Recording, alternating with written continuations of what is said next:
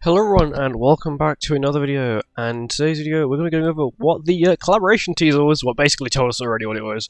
Initially we had speculation that it was Slime because the hint 7DS leaks gave us on Thursday, and it's basically been confirmed. It is actually written in Slime language. Apparently there's like an alphabet for the Slime anime, and apparently people translate it, and what it says is Legend Returns. Of course, what does that mean? It must be, of course, Slime.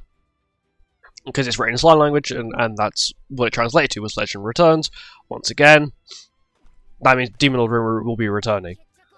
He will need a buff. His CC is atrocious. This is attack crit gear. I know it's absolutely horrendous. Please don't, kill me for that.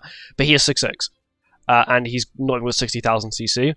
The fact that people are also now speculating as well, because it says Legend Returns, and the L and the R are raised, I'm pretty sure, people are saying that we could possibly see an LR within this collaboration. And in my opinion, if there is not an LR in this collaboration, or SHION, which she's guaranteed to be in this collaboration at this point. If SHION is not good in if one of these new characters, right, is not good in every content, every piece of content, I'm talking not Thor level broken, but like Thor level usefulness in all content, and we don't get an LR, in my opinion, it's sort of an L of a collaboration.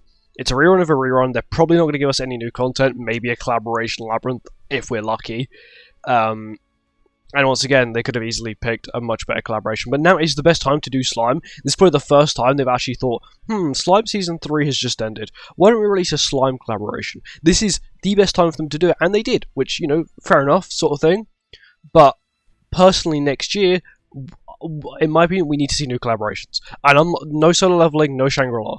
Mainly because Netmarble owns that UI IP.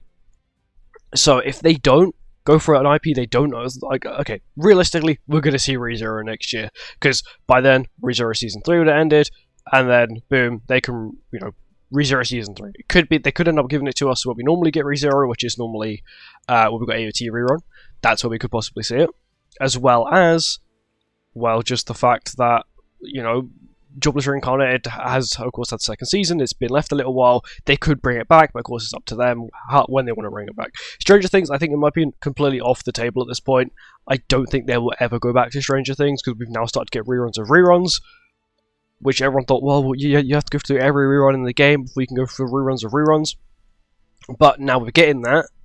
Once again, the problem with reruns of reruns, we never had one before. I'm not going to speculate and say there's going to be 2 banners, but realistically, 8 collaboration characters on a banner seems pretty broken in my opinion. Netmarble are probably going to think, let's use our money brain for a change.